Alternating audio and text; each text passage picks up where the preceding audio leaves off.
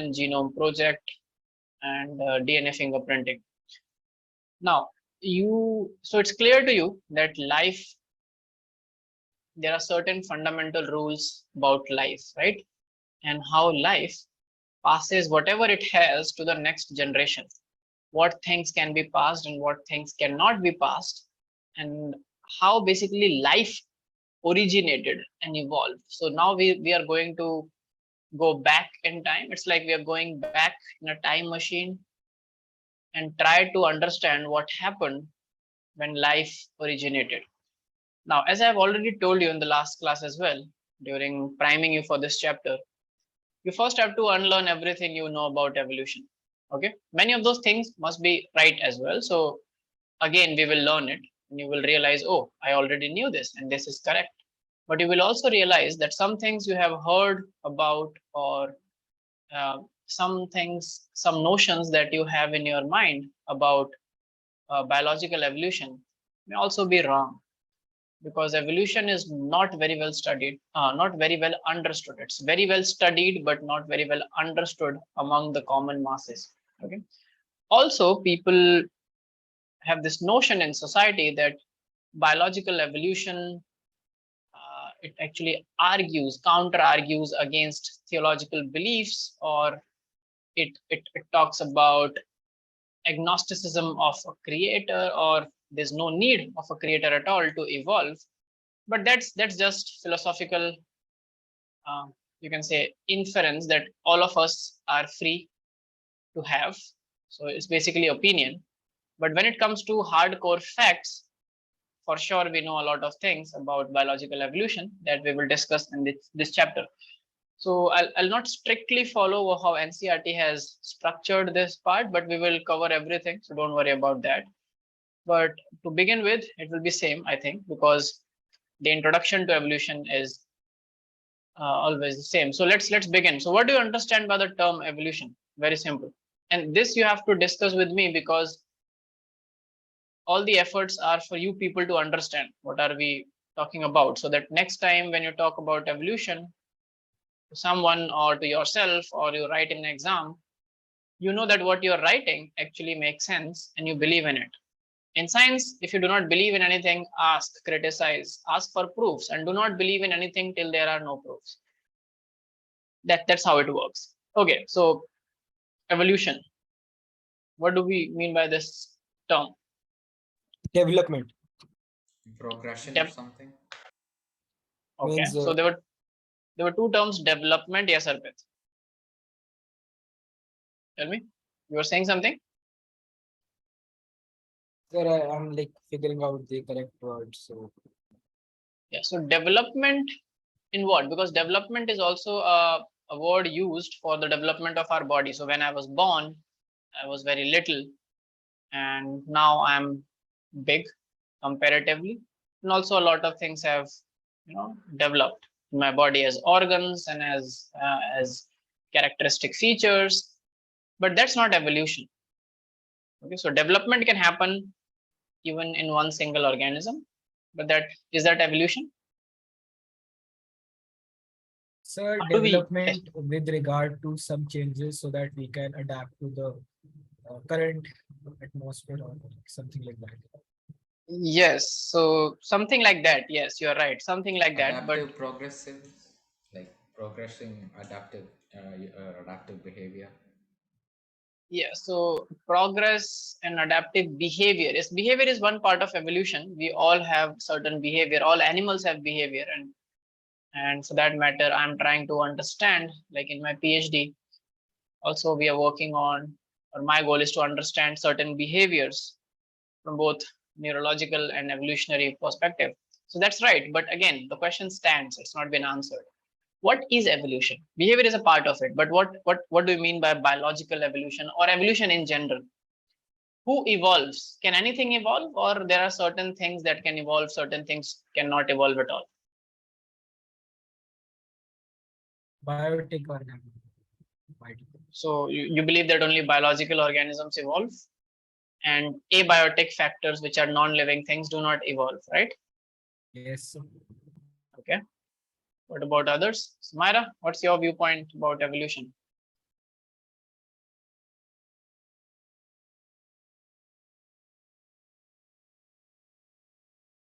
Are you there, Samara? Yes, so Yeah. So what's your viewpoint about evolution? it's What like do you think? Yeah. change in something. It's like change in something. Yes, Yeah. it is. It is. But with respect to what? How do we know that it's changing? This is a simple question. In science, whenever someone comes and tells you that hydrogen has one proton, and helium has two, just don't believe it because the teacher is saying it. It's a basic knowledge. You have the right to ask, how do we know this? What is the proof that hydrogen has only one proton? There must be some way it must have been found out, right? If you know that, then never ever you have to mug up information, because we have to only memorize things which we don't understand by heart. Okay, if you are writing a story, you will never have to memorize it because you know what you're writing. It's the same thing. So you say that change, okay, but change with respect to what? What's changing, and how do we know that it's changing, right? If someone, you must have, let me start with this one sentence. So all of you have heard of, or must have heard of, tell me who has heard of and who has not heard of this one common notion that evolution says that humans have evolved from monkeys or chimpanzees. Yes, sir. Yes, Marpit Yes. has heard this. Anyone else? Yes. Yes. So do you believe it's true, Marpit? Whatever source you have heard it from, do you believe that we humans have evolved from chimpanzees? So we were chimpanzees at one point of time and now we are human? I don't think so. Sir, I kind of beg to differ.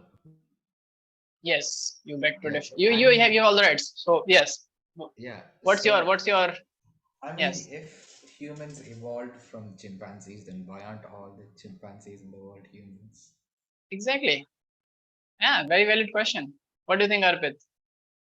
You don't know. So you just heard it and you never thought about it. Someone came and said that, you are a human and you evolved from chimpanzees, and you said, okay, maybe we must have, okay, who cares? Currently, I'm not a chimpanzee, I can go and buy a predator and just play games on it. So I'm not a chimpanzee right now. So who cares? But what matters is the information, right? Is it right or wrong? Someone is just trying to defame our whole species.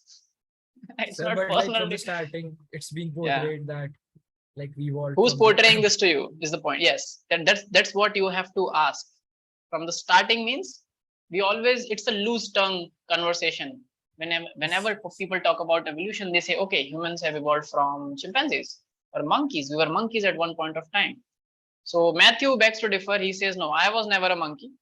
Of course, Matthew was never a monkey. He was born a human, but he also begged to differ that my species was never a monkey. Is that so, Matthew? No, it was just a question I was thinking of when we were talking about evolution. So, Okay, we'll come to that. Yes, Samara was saying something. Samara? No, so I didn't say anything.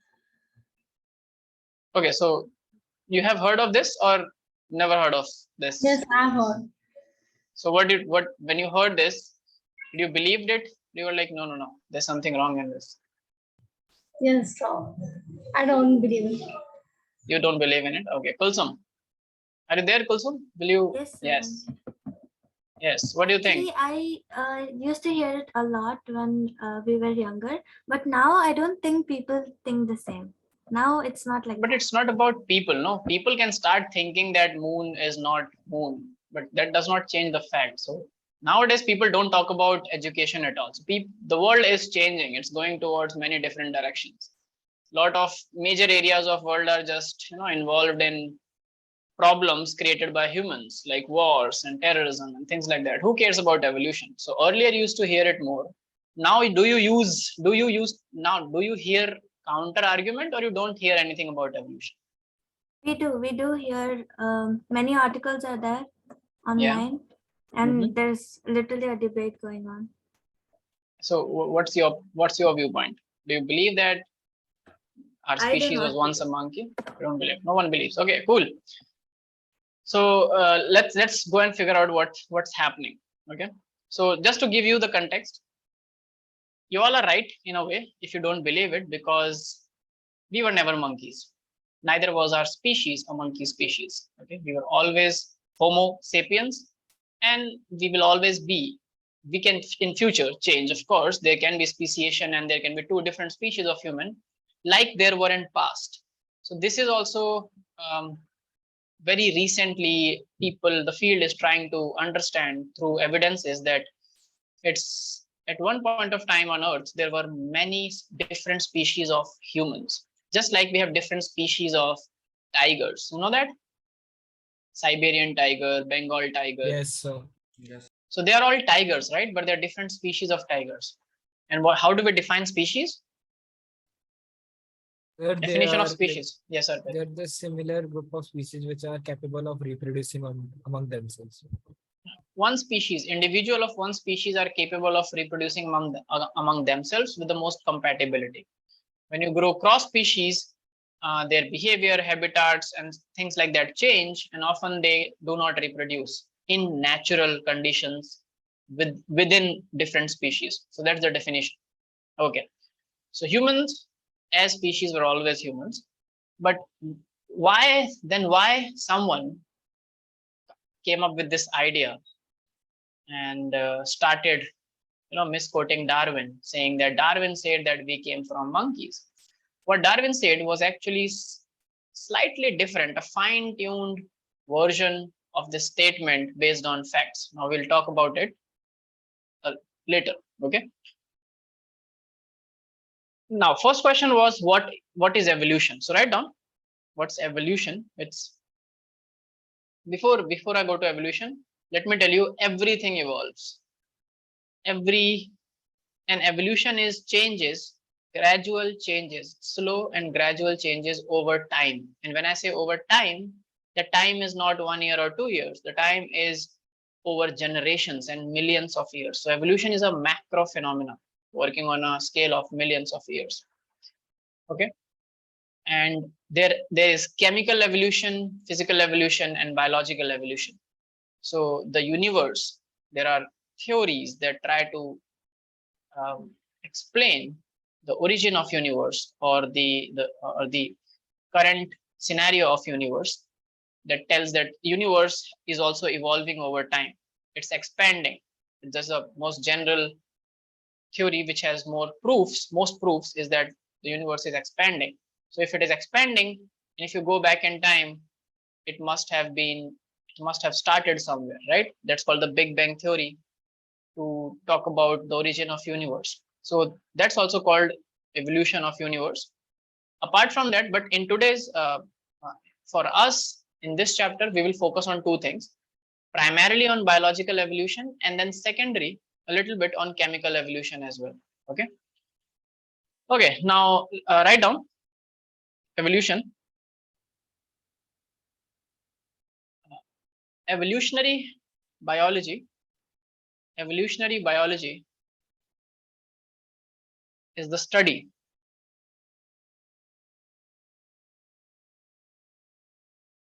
evolutionary biology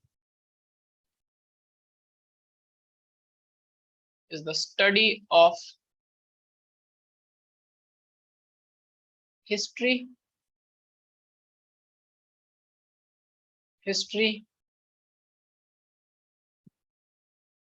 and origin, or it should be origin and history and origin of life forms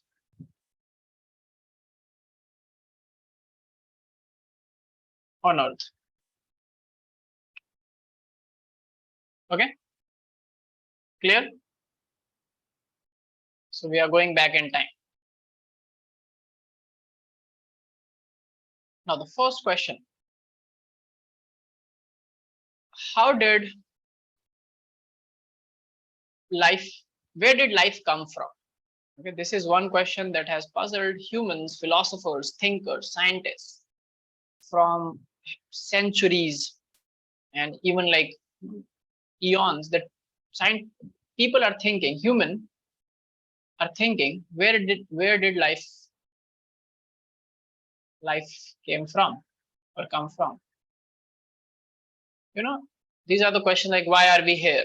What is the purpose of life and where it is heading towards. So there are many concepts, many theories that philosophers came across, they put forth to actually answer this question. But basically what this question is trying to ask you is how life originated, right?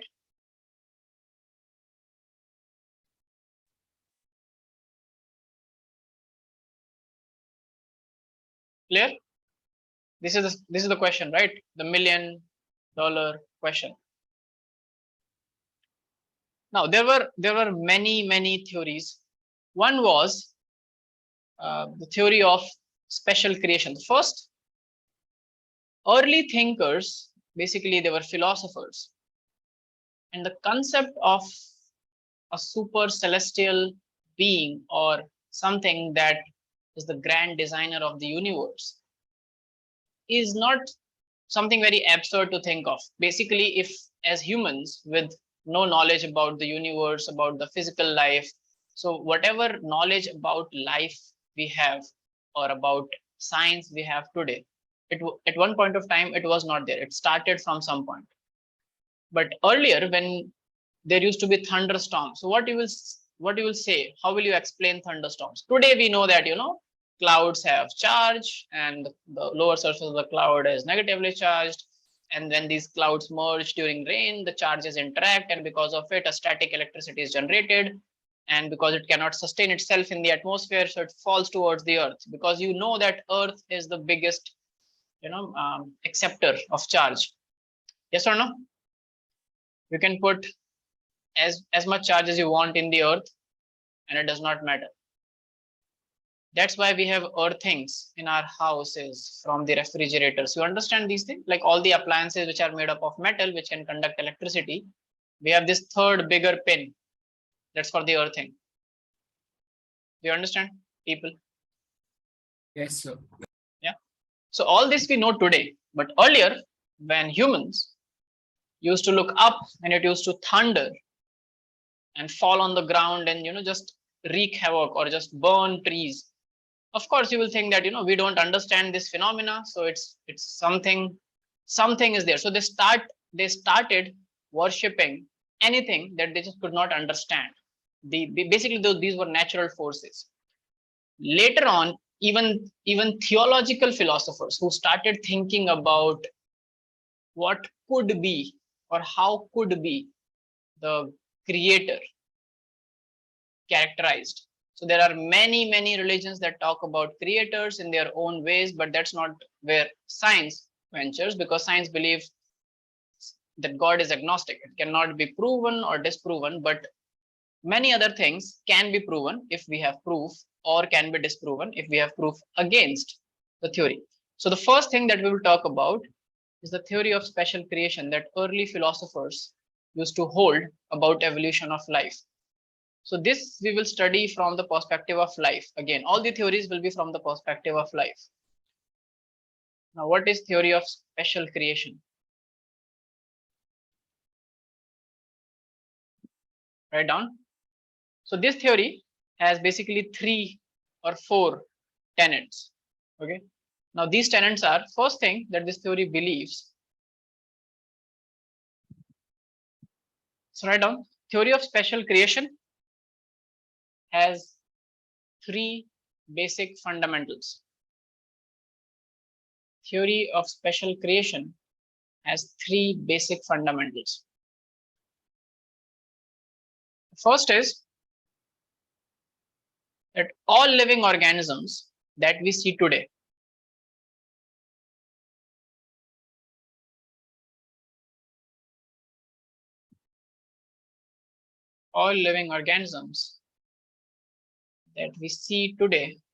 around us were created as such.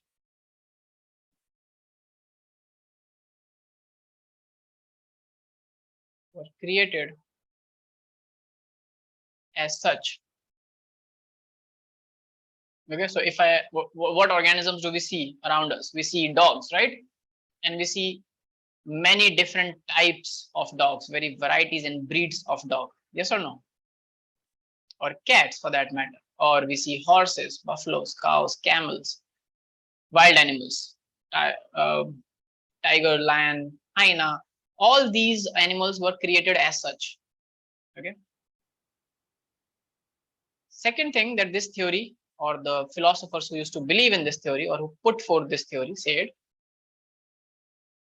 that the diversity, right now, the biodiversity,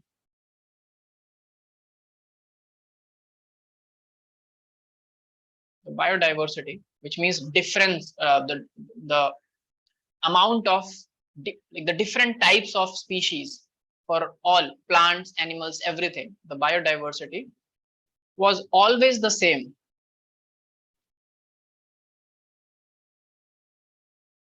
Was always the same since creation. Since creation, and will be the same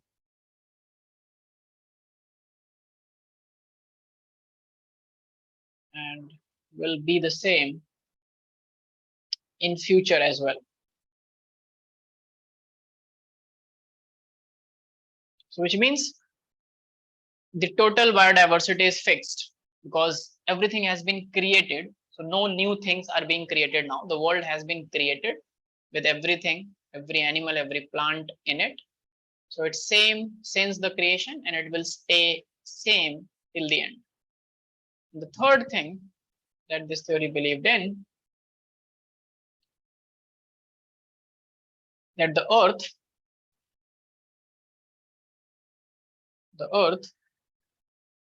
is around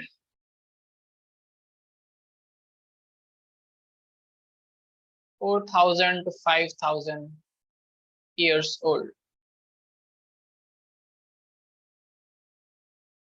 All these points were based on observations. Now, how did they came to this third point? You know, that's just, they just hypothesized, they just thought. Now, all these three things, even if they may seem to you that how can you think that Earth is 4,000 to 5,000 years old? How can anyone believe in this? Now we know that it is not. So it's you know, it's difficult for us to understand that, okay, how can you think like that? But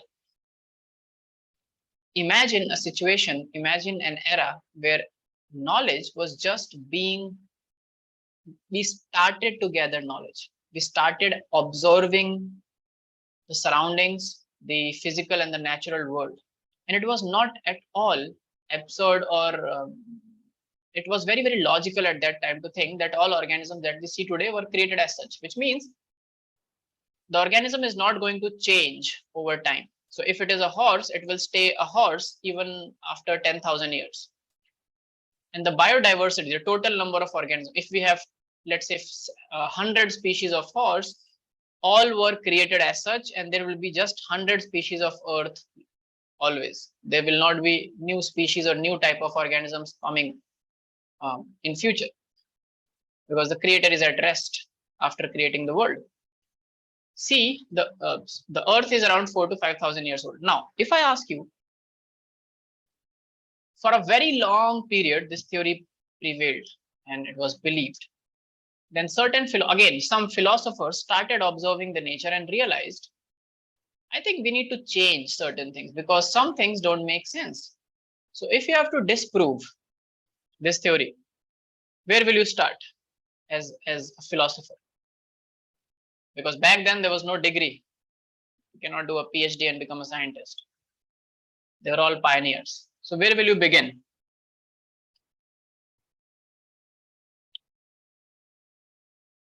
People, where will you begin proving or disproving this? So that the earth is like much older than it's written. Proved here. How will you prove that? How will you prove that 500 years ago? Archaeological evidence. Archaeological evidence, but to gather archaeological evidence, we need certain kind of expertise, machinery to gather that evidence, right? Yeah. So back then it was not that easy, right? So I think a good way is to start observing more and more of nature, right? Before you think that we can dig the earth, take out a fossil, reconstruct the fossil, and tell that, oh, see, there used to be a dinosaur, which no religion talks about. So basically, you don't know about dinosaurs at all. And who created them? Who created dinosaurs? And if the creator created dinosaurs, why there is no mention of dinosaurs anywhere in any literature? So before asking all those questions, it was easier to just set out and observe nature, okay, and to see whether we can we make sense of the environment and the nature.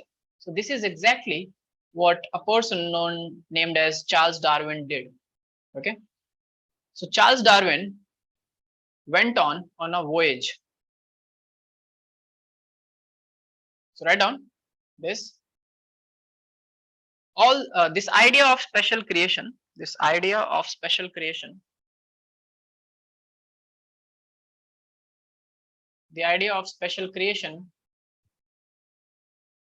was strongly challenged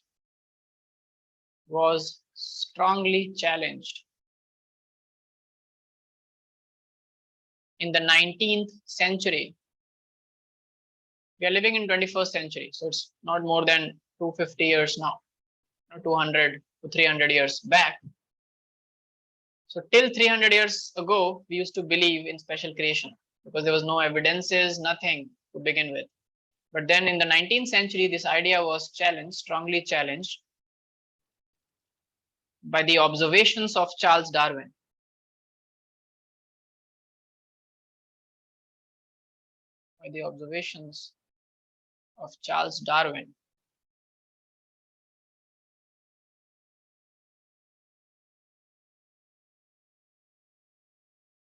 During his sea voyage.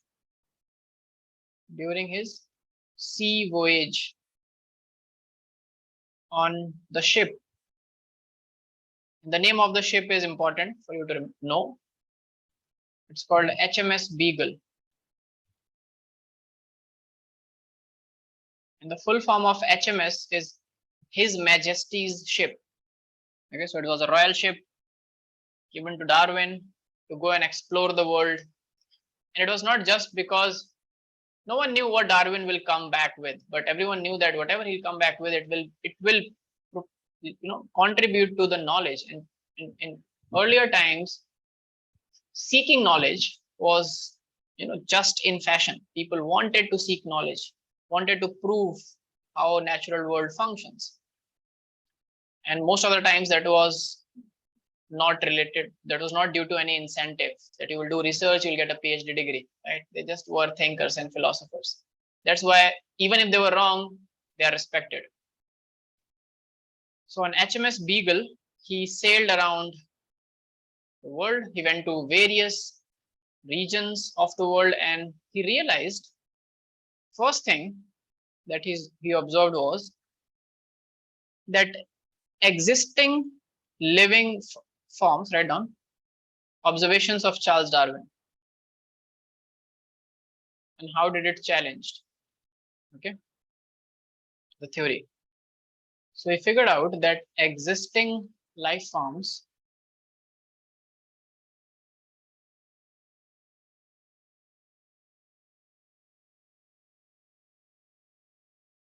share similarities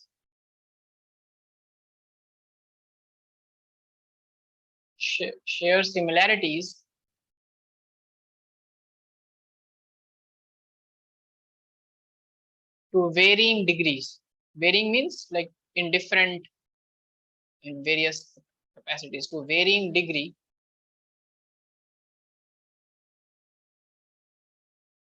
not only among themselves,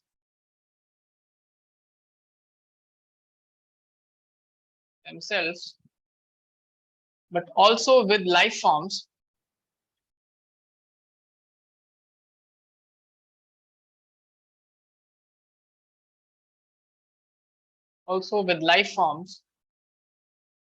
that existed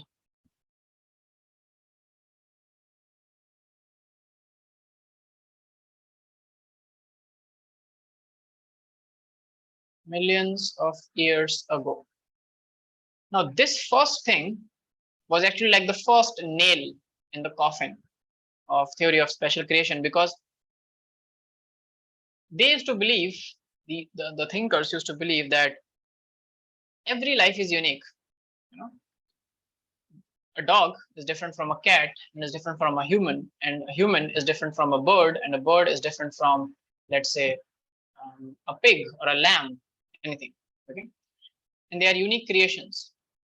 But Darwin observed life forms and realized that they're not unique actually. In fact, they share similarities to various degrees with each other. Not just dogs share similarities with other dogs, but dogs also share similarities with cats and also with humans. Tigers share similarities with other organisms, even with those whom they predate and eat, okay, like deer. Now, what are these similarities? We'll talk about it.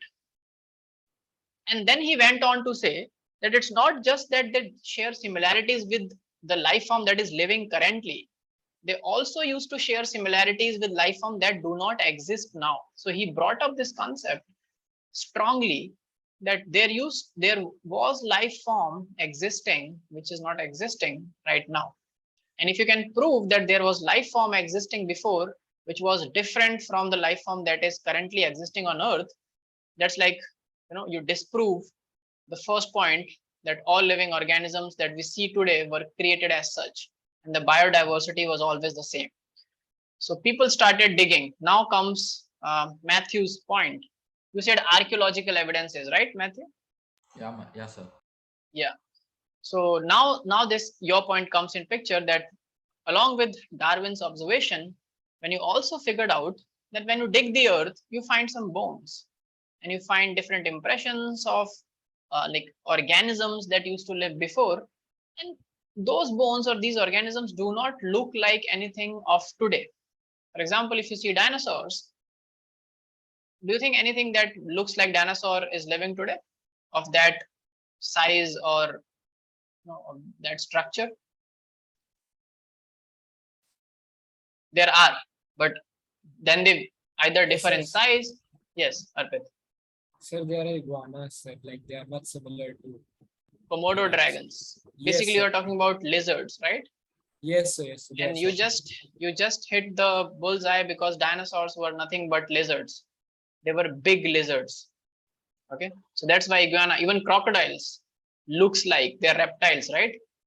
Crocodiles share many features with prehistoric life forms, and in fact, crocodile is a special organism which is sometimes also called the living fossil. You know why it's called the living fossil? All reptiles have a three-chambered heart. Okay, birds have a two-chambered heart. Reptiles and amphibians mostly have three-chambered hearts. But crocodile has a four-chambered heart, which mammals have. Do you understand? Or if I'm not, am I audible, everyone? Yes, sir. Yes. Yeah. And there are many features that crocodile shares. For example, the thick scale. And you know that, have you seen crocodiles basking in the sun? They have this habit of basking in the sun. They open their mouth and lay inactive for hours in the sun. You know that?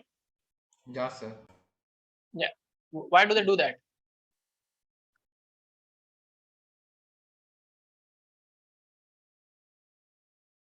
Why do they do that? So can you say what you were saying? I said, why do crocodiles bask in the sun? Open their mouth and just lay inactive in the sun. Another thing I can ask is, do you see many lizards around you during winters?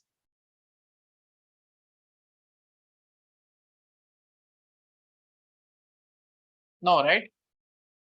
No, sir. Because No, it's sir. because Not it's really. because yeah, it's because reptiles and lizards, which are reptiles, are cold-blooded organisms. When I say cold-blooded, I mean that they cannot regulate their blood temperature. They cannot regulate their body temperature. We are warm-blooded organisms. Mammals are warm-blooded.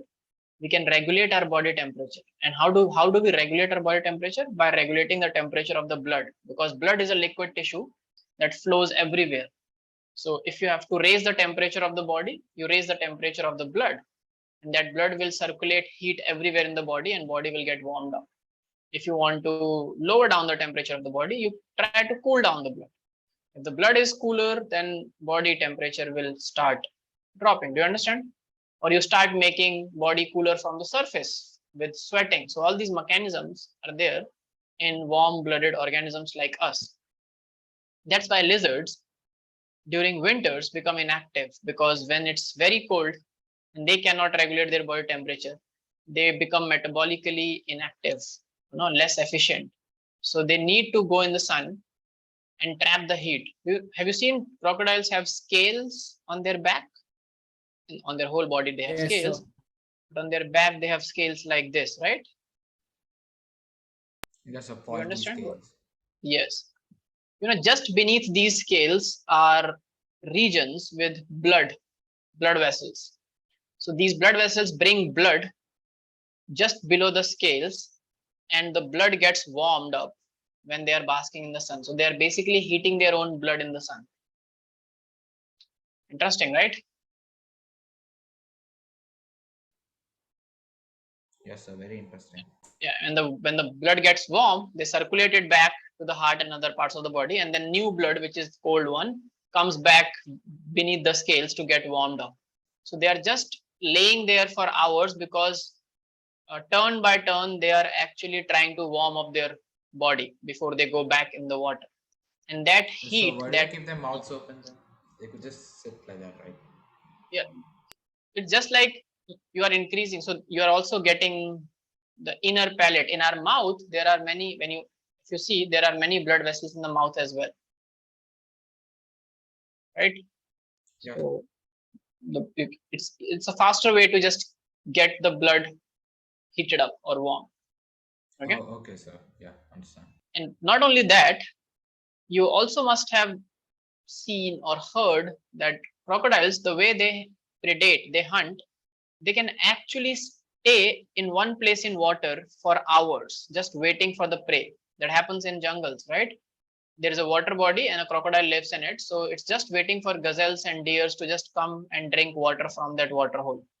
So it will be so inactive that you will not even know that there is a crocodile.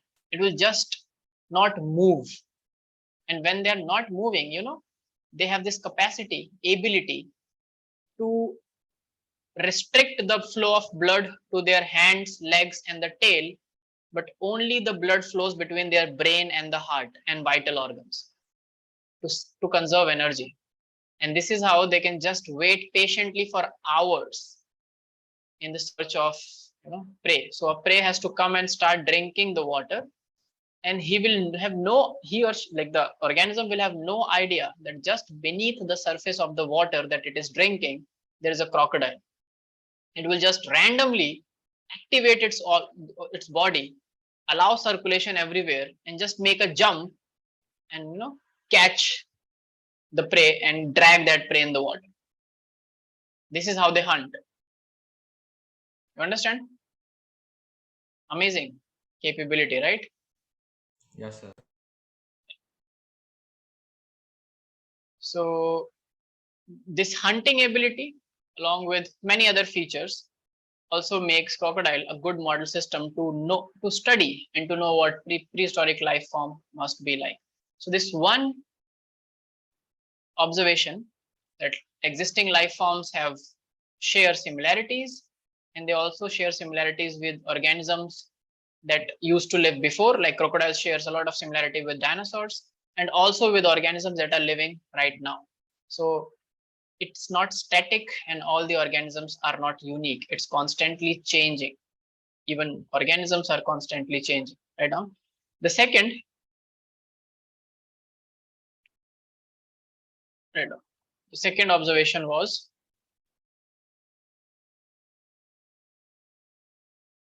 there had been there had been extinctions of many life forms.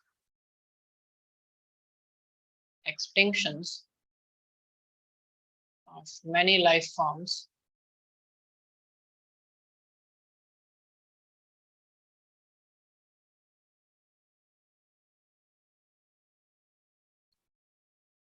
and also there has been gradual evolution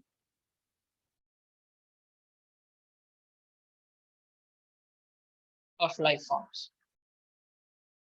So this point negates that biodiversity was always the same since creation and will always stay same in the future.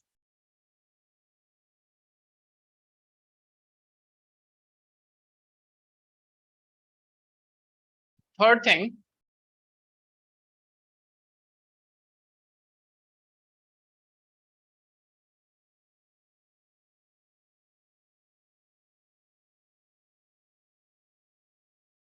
organisms, third observation was organisms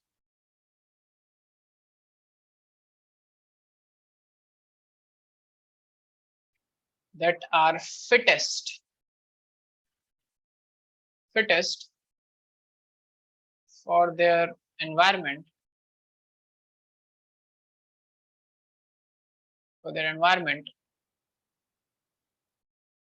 survive better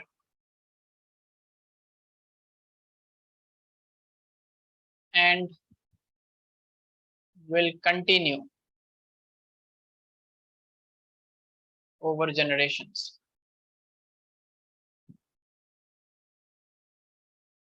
Okay. Now, what do we mean by saying that's organisms that are fittest? Fittest means, so in biology, the fitness is, we are not talking about only the physical fitness. Okay. For example, humans, what kind of humans you will call fit? So if you look at humans, the humans that look well built, well built musculature, toned body, they are often considered fit, right? That's not, Yeah, that might not be true always, because maybe what we don't know is that their internal organs, how are they behaving, and right, they can be under any diseased condition but still are maintaining their shape. So just maintaining the shape and form is not fitness in biology. In biology, the primary fitness is the reproductive fitness. So this term fittest, write down, fitness in biology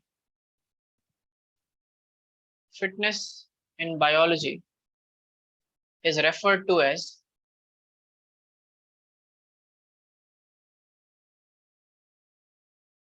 reproductive fitness, because when we talk about species existing over time, only the species that can produce offsprings, viable fertile offsprings, and many of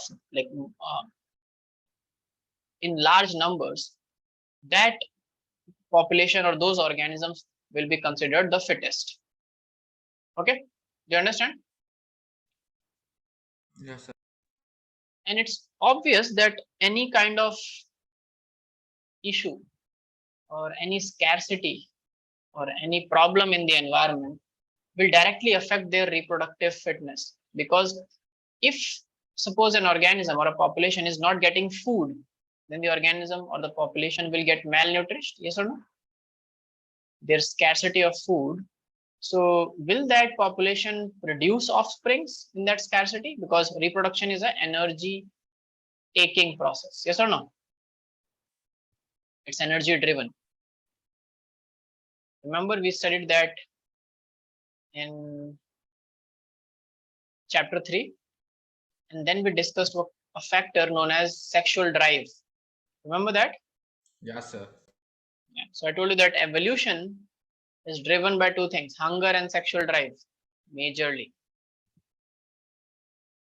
So this drive is to maintain this reproductive fitness. So even if you are not very well built as an organism, but if you can leave multiple progenies before you die, for this survival, for this selection of the generation of the species, that fitness is enough. It will work. So these three observations basically challenged the theory of special creation heavily. Okay, and this third point, that the Earth is around 4,000 to 5,000 years old, is basically all these points have been disproven now. Okay, and how do we disprove this point today?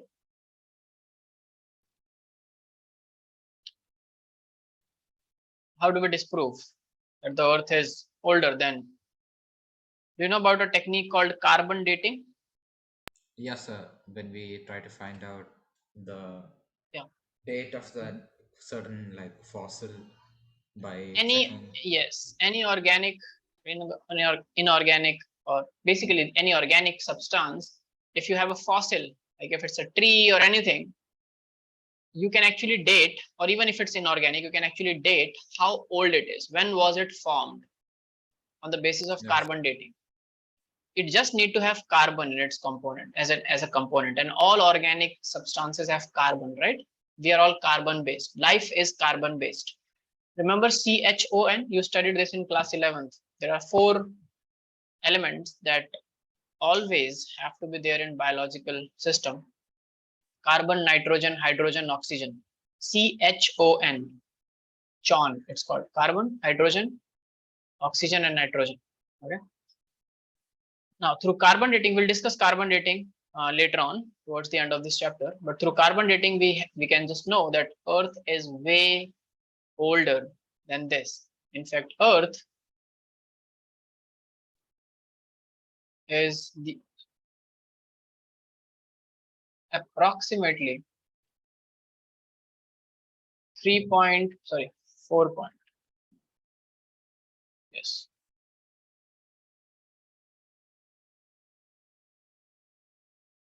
4.2 billion years old. I'm not talking about life. I'm talking about Earth. Now, I just said it, and you just believed it. Don't do that. How can I prove that Earth is 4.2 billion years old? What is the proof, right? Yes, sir. What is the proof? What is the proof? What do you think can be a proof? If you have to find something how old, Earth is a big thing, right? We cannot take Earth. Or can we take Earth? Like We can- soil. Yeah, we can take a part of Earth, right?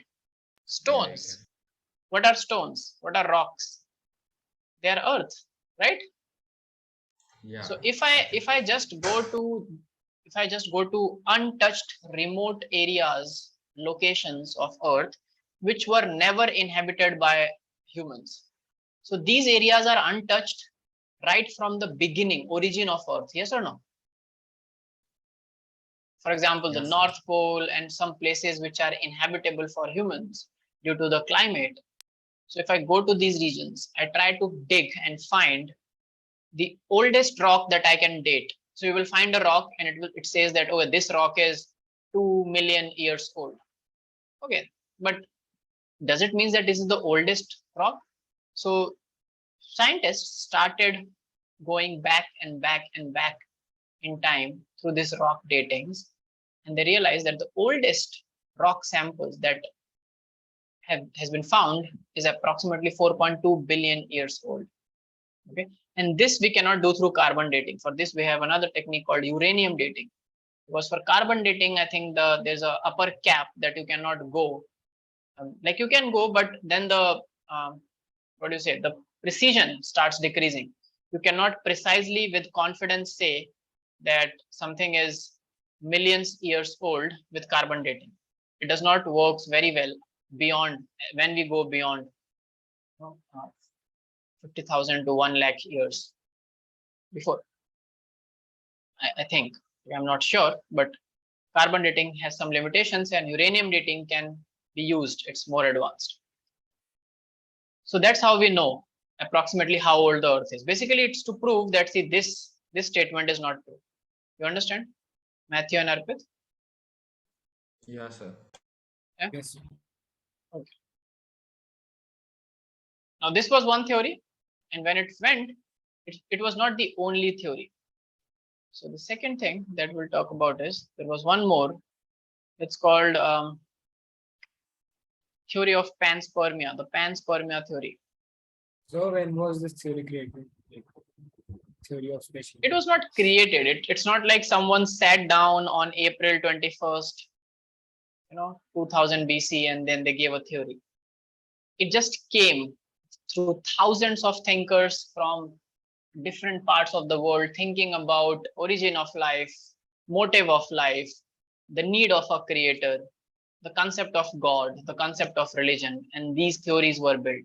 So people, all the philosophers and thinkers used to believe that the world is not very old, and early thinkers and early religions that came up, for example, Christianity is one of the very early religions that came up in the Western world, which also believes that Earth is around 5,000 years old.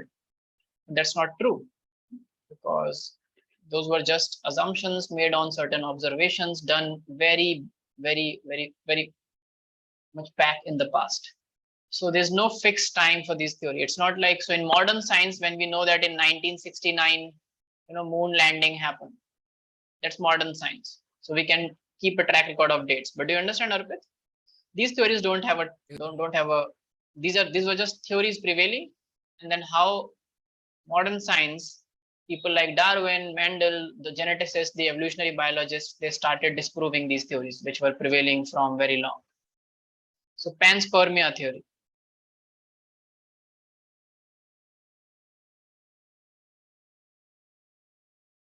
Now, this theory says that life on Earth came from outer space. Life on Earth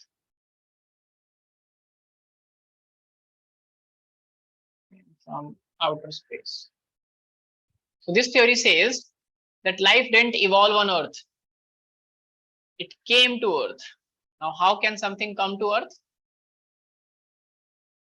Through what? Asteroids. Through meteors, right? Meteors, meteorites. Yeah. Asteroids are mostly very big and they damage a lot. So they are more destructive than they are creative, but meteorites bring a lot of things to different planets. So Earth, when was very young, then life in the form of spores, came to Earth, trapped in meteors and meteorites. Now this theory is not totally absurd, and actually, yeah, and interestingly, you cannot disprove this theory, can you? You can just prove the theory of origin of life, that life originated on Earth. You can find evidences for that, but you can never completely disprove panspermia. Do you know why? Why can't we ever, like still to date in 2022, many astronomers and astrobiologists and astrophysicists do believe that it can be a possibility that life came to Earth from outer space and then started evolving here. But the seed, the spores of life did not originated here. Now, why it can't be disproven? Because you can't just get a seed like that. It's from a meteor. You can't just like get that. Am I right? No, in fact, we do get from meteors and meteorites many organic compounds. So in fact, that boosts or fuels this theory that, see, we're getting this, so maybe life came from outside.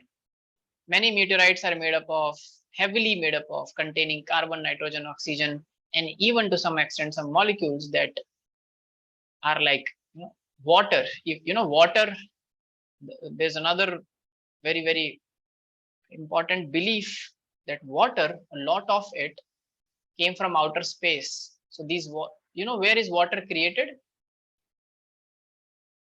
Like, where is the most water present? Like in this, so the farther you go from the sun, the colder is the environment and everything is frozen, right? Yes, sir. It's frozen in the form of ice. Now that ice, so comets have a comets when they come close, they give a rise to a tail. What is that tail? Because comets are icy. So when they come close to sun, they start evaporating and there is a big tail jet behind them in the opposite direction of the sun. So there is lots and lots of ice and water trapped in different pockets of solar system and universe. So they believe that through meteors, drop by drop, all this water came to Earth. It may sound a little exaggerated and absurd to you, but believe me, it's not. It's actually very logical to say that, and there are evidences for that. But anyways, let's come back to life. So this theory believes that, write down, life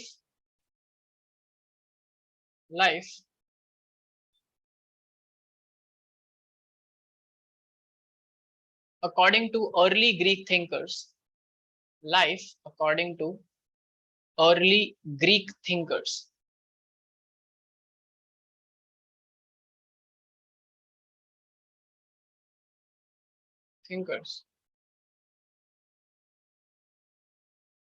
was transferred to Earth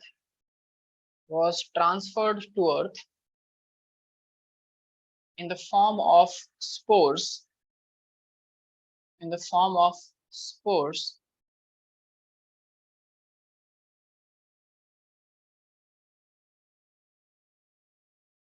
from outer space.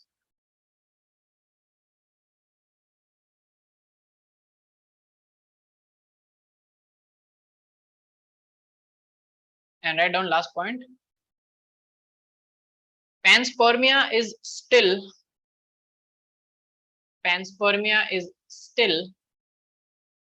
a valid idea. Panspermia is still a valid idea for many astronomers and astrobiologists. Basically, astrobiologists are who constantly keep looking for evidences of life on other planets and in other parts of the universe, right? They are asking the question, are we alone in the universe? Mathematically, if you see, the universe is vast, right? And Yes, the possibility is very high that there might be life at many different pockets of universe. But it's just that our technology is not that advanced that we can reach those distant and also it's kind of stars. way too far to reach there. Exactly. The problem is not that we cannot figure out the characteristics of life. The problem is we cannot reach there. It's beyond our current technical advancements to do such kind of interstellar travels to reach there. And like, which is the farthest object that we have sent in universe, in space? Read about it. You know about who? No. Jupiter, we recently got pictures of Pluto, the beautiful pictures of Pluto where people started. It was also very trending because Pluto looks like that it has a heart-shaped region as a crater or region on its surface. So we have sent probes till Jupiter, of course. Sorry, and Pluto. But you know about Voyagers? Yes, They sir. are The satellites. NASA rover, the Yeah, NASA they're not satellite. rovers. They're just they're just sending signals. They're satellites. So Voyager 1 and Voyager 2, they are the most farthest. And I think Voyager 2 was launched first. I think that is the most distant. It has actually entered the interstellar space. I think last year or the year before that, somewhere around when pandemic began, this news also came that Voyager has successfully entered interstellar space. You know what is an interstellar space? Interesting space actually. So every solar system has a boundary. It seems like that the sun has some effect to some extent. Beyond that, when you reach a place where the energy coming from the sun is minimalistic, it's not enough to, have effect there. So it's like the region of darkness and void. So one solar system, then there is another solar system somewhere distant in the same galaxy, and in between space, which is just void and vast and immense, that's called interstellar space. So it has entered the interstellar space, and all we know is that its location, it's blipping, and signal takes, I think, I'm not wrong, it takes days to come back. So how do you actually track these voyagers or rovers? So there is an antenna, that satellite, which will constantly keep pointing towards Earth. So it is going backwards. If you see, if you are moving backwards, going far from us, you just need to have an antenna pointed towards Earth, and then you radiate an electromagnetic radiation in the form of, waves, long or short So waves, they whatever. just like kind of Yes. articulated through the distance. Yes. So Okay. currently with so long a distance, we cannot control it. We don't know what to do. So we are not in control now, and it's because it's in interstellar space. It has actually gone beyond the pull of our own sun. So it's just wandering in space. That's interesting to think, right? Humans have managed to send something in space that's just crossed all the limits, and it's in interstellar space. Someday means like after millions or probably billions of years later, if it still is not, crushed by an asteroid or a meteorite, if it still manages, it can reach somewhere, we don't know. It's just there, and it's till now it's like sending radiations towards Earth, which we know that we know the characteristic of that radiation. So we can just, there's a transmitter and then there's a receiver. We can receive that specific radiation. Okay. Anyways, but panspermia has not been disproven, and it says that life on Earth came from outer space. Okay.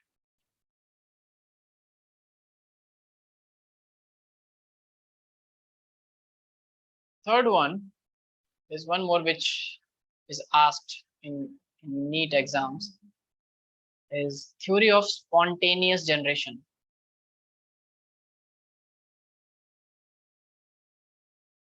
Theory of spontaneous generation. Now, what does this term?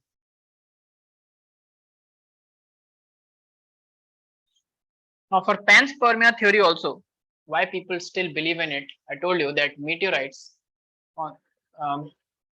you know that earlier Earth used to be, many meteorites and asteroids used to hit Earth in the early stages of development or evolution of our solar system. Earth was not a safe place to live. Have you ever heard or seen of an asteroid hitting Earth? It just happens in movies, right? Now, Yes. like in my Yes, lifetime, only in movies. yeah, in my lifetime of like very brief lifetime of 26, 27 years, I have not seen or heard of any major meteorite, asteroid. So many a time these small meteorites enter the atmosphere and they burn in the atmosphere. That's where sometimes we say that it's the, what do you call it? Shooting star. They are small comets, rocks, meteorites, meteors that burn into the atmosphere. So our atmospheres can save us from smaller objects. Even like if an object is the size of a bus, it depends on how dense it is, but the atmosphere can take care of it. Everything will just burn and nothing reaches the surface. But I have not heard, or it has not happened that any major asteroid has hit the Earth. But still we have craters on Earth, right? You know this very famous lake, Crater Lake? I don't know where it is, but they use this to test. It's a crater lake. It's a flat lake, and it's dry and it's flat because it's a crater lake. It's for kilometers flat. There's nothing in it. So they use this for testing grounds for super speed engines in cars. Do you understand? So there are many craters on Earth. That tells that at one point of time, Earth was heavily bombarded with meteorites. Then what happened that the bombardment stopped? Are there no asteroids left in the universe? No meteorites left in the universe? Why is Earth now a safe place? Life can flourish. We are living happily. And then some time or the other, a Hollywood movie will come to threaten us that, see, there is a meteorite coming towards Earth. And then one country, we all know who or which, will save the world, right? Yeah. Yes. But why do you think Earth is relatively safer and stable? There are two reasons. One is Jupiter. Jupiter as a planet is a guardian, kind of a guardian for planets, inner planets like Earth. Because many asteroids that move towards Earth are deflected by the gravitational pull, immense gravitational pull of Jupiter, because it's a big planet right in the center of our solar system. Okay, one is Sun and the other is Jupiter. But you know that Jupiter still is around just 1%, less than 1% of the total mass of the solar system. More than 98% of the solar system is just the Sun. So we are just so tiny in comparison to Sun as planets also. Earth does not exist anywhere when compared to Sun. But Jupiter is the only planet big enough to actually make a difference. Okay, it's a gas giant. So it deviates or pulls or deflects many asteroid belts or meteorite groups away from inner planets. Okay, that's one reason that we are safe. So we should thank Jupiter. But this theory of spontaneous creation says that life just appeared from nowhere. Life was a miracle. It was a miracle by the creator. So life was created out of nowhere. Spontaneous means spontaneously it was generated. So write down. For a long time, it was believed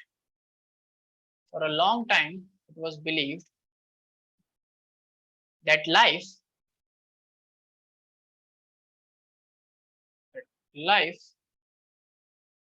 came out of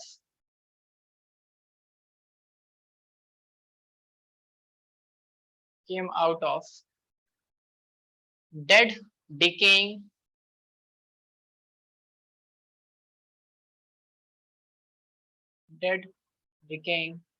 and rotting matter.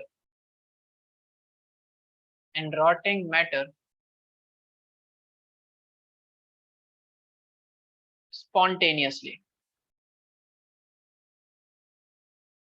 It's just happening on its own. There's nothing that's driving it. It's just like a miracle. And what was the reason to believe in this? Such, again, observations. Some early thinkers observed that, have you seen that if there is a dead carcass of any animal, and if it starts rotting, you will see maggots growing, right?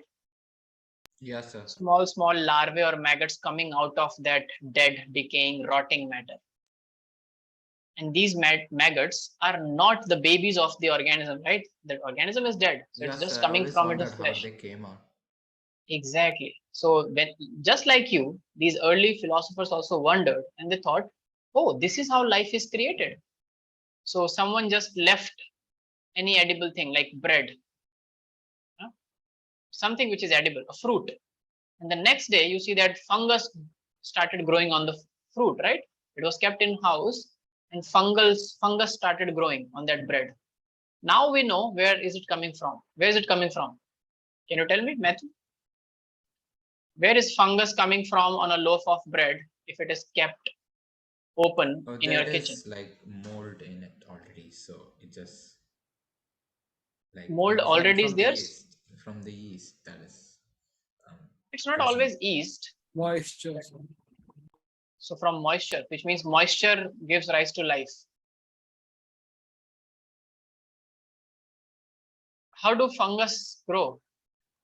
Through fungal spores, right? So mold is also a fungus. Yeast is also a fungus, fungi. But they can grow out of spores. Now these spores are invisible to a naked eye. And it looks like howsoever clean the space is, there might be bacterial or fungal spores in the air, right? Yes or no? And these Yes, sir. spores just need the right temperature and conditions to grow. And what is the right temperature and condition? Availability of nutrients, right humidity, right temperature, these three. So if the temperature is correct for the growth, the humidity is correct for the growth, which means, again, what Arpit said, humidity means water, moisture content. If that is correct for the growth, and if there is nutrient on which they can survive, then these spores, when they fall, they start growing. If these fungal spores fall on your mobile phone's screen, let's say, or any other inanimate matter, they are not getting these conditions. So that's why they are not growing.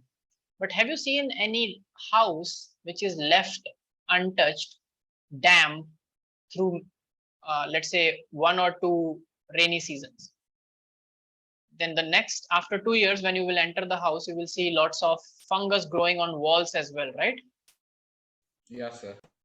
Because over time, multiple things started accumulating on the walls and fungal spores got the right temperature, right humidity to grow.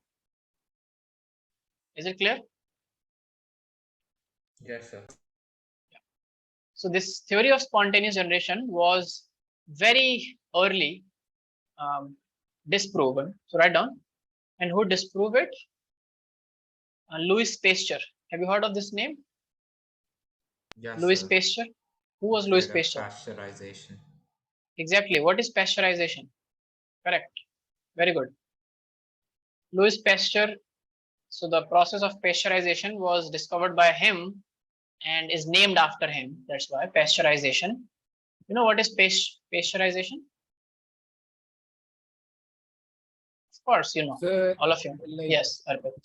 so when the milk is treated, it is put on the gas and it's pasteurized. And it's heated Gas? basically. No, sorry, it's heated. So. We don't put gas in milk, right? We are not gassing the milk. It's heated, right? So what is Yes, the sir. treatment you're talking about? Just heat the milk and it's pasteurized. So which means when you heat the milk in your house, you're pasteurizing the milk. Sir, I don't know how to explain. But okay. See, if you don't know if it's right or wrong, it's fine. But you don't know how to explain means just explain. Put it in words.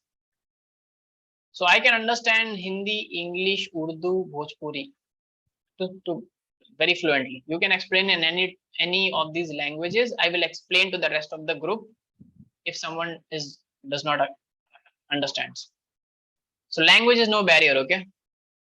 Okay, let me ask this for the sake of convenience. How many of you understand Hindi as a language? Samira, Matthew, Kulsum, Arpit. Arpit understands, Samira understands. Only raise your hand if you're fluent, like if you can understand. Okay, now please put down your hands. Matthew and Kulsum, you don't understand Hindi as a language? I do, but not like fluently. Not like very fluent, Kind of but do. okay. Okay, cool. And Kulsum? Same, sir. Like you're not very fluent, but you can understand a little bit. Yes, yes.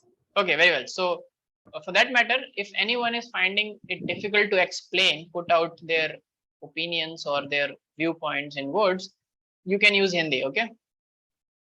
I can converse with you in Hindi and then I'll translate it back for the group. Okay, Arpit. Now, when the language barrier is gone, tell me, what do you think? What is pasteurization? Now you cannot run away, no? You have to give the answer. See, I'm smart.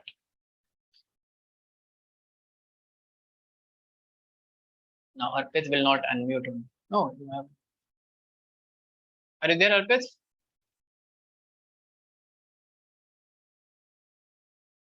Any idea, Matthew?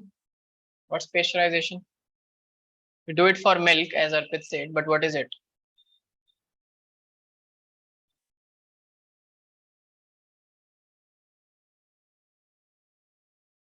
It's like applying heat, like to destroy, is it Yes, pathogens pathogens. or Uh, germs? I guess kind of. Bacteria. yes, right. Yeah. So milk, just think, no, see, you people are not letting yourself free. You all are somehow, I can see you all, you are caged with the fear of being wrong. If you fear of being wrong, you can never be right. What is milk? Why do we drink milk? It is a source of nutrition, right? If we Yes, can sir. derive nutrition from milk, so can a microorganism. Yes or no?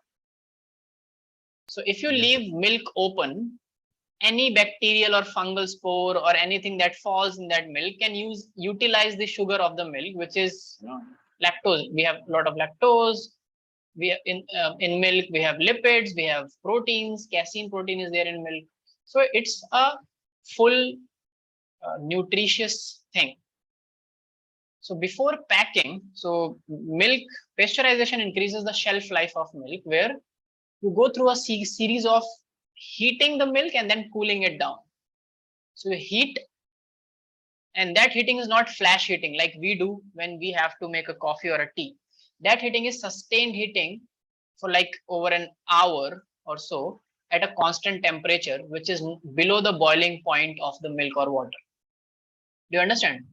So that constant heat will kill any microbes present in the milk, if there is any bacterial spore, fungal spore, or any bacteria living in the milk. And then you cool it down, and then again heat it up. Now this time the temperature can be slightly up or down. I'm not sure about the process, but this is how it goes. Heat cool for sustained longer durations, and then pack it in a Tetra Pak or a or a plastic container. So now when it's packed, it's airtight. Nothing can enter now. And inside we just made sure that no bacterial spore or fungal spore or anything can easily spoil the milk. So the shelf life is increased. Is it clear? Yes, sir. So basically, we also have this one misconception in our mind. So when milk come to our house, even my mother used to believe that the packed milk is raw milk because it's cold, right? It's cold stored and it tastes Sir, like that. it's written on the packet that it's pasteurized. Yes, it's pasteurized. So, but you have to understand what pasteurization means. So it's already been heated and cooled and heated and cooled. So it's not raw milk, right? So sometimes it's believed that you can also get raw milk right from the milkman, directly from the milkman. So milkman every morning takes out milk from their cows and buffaloes and then directly send it to your home. That is raw milk. That's not pasteurized. But the milk that's coming through industrial packaging, that's pasteurized. So difference between the two is often people believe that you have to heat the raw milk, and they are right, because if you do not heat it, if you drink it raw, you might get some pathogens if that animal was infected by something, and that pathogen could also get into the milk producing mammary glands, and from there it is in the milk. Then you drink it and you can get certain infections from the milk. So you have to heat it, but you do not need to heat necessarily a packed milk. So once my friend wanted to make cold coffee. So he opened the milk packet. First he heated the milk, then he allowed it to cool, then he kept it in the refrigerator, and then he used it for making cold coffee. And we had this discussion, why are you doing this? It's a raw milk, right? According to him. But it's not. Actually, you can just use it. If you want to drink it cold, you can just drink directly from the packet. It's pasteurized. It's safe. Make sense, everyone? Yes, sir. So what did Louis Pasteur did? He actually proved that life does not spontaneously come out of dead and decaying matter unless and until there is already spores present in that dead and decaying matter. So he took two glass flasks. In both, he kept a piece of meat, decaying, rotting meat. One flask he covered with covered with cotton plug, a plug where no air or microbe can now enter. The other flask was left open. And before putting out in the open, he actually heat sterilized both the flasks. So when you heat sterilized, you did the same thing that you are doing in pasteurization. You killed all the bacteria and spores, microbes present in that place. Then you take out both the flasks, keep it in the open. The flask which is covered now after sterilization, the meat can stay there forever and still not, there will be no growth of any microorganism in that meat. You understand why? Yes or no? Yes, sir. Yes. Yes. Versus the flask that is kept open even after sterilization, now again new spores can come and settle in and can give rise to microbial growth or new organism, fungal growth. So write down, the spontaneous generation theory was dismissed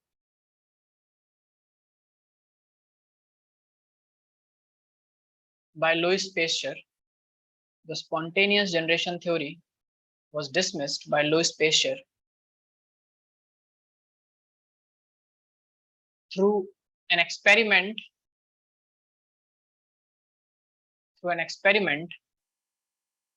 that demonstrated that life can only come from pre-existing life. That life can only come from or arise from pre-existing life.